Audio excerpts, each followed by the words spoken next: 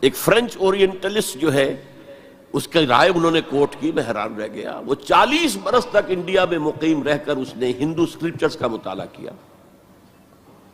And he came to the conclusion that Manu is actually Mahanooh.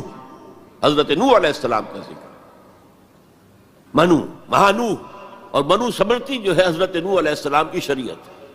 یہ ایک Christian ہے، اس کی تحقیق ہے. اس تحقیق کو اب انہیں ہائی لائٹ کیا جائے، اسے عام کیا جائے، اس کو پہنچایا جائے، تو پھر وہ جو ہے مغایرت کے پردے جو حائل ہیں، وہ مغایرت کے پردے کچھ اٹھیں گے، ذہن کچھ کھلیں گے، بات کرنے کا، کمیونیکیشن کا موقع بنے گا.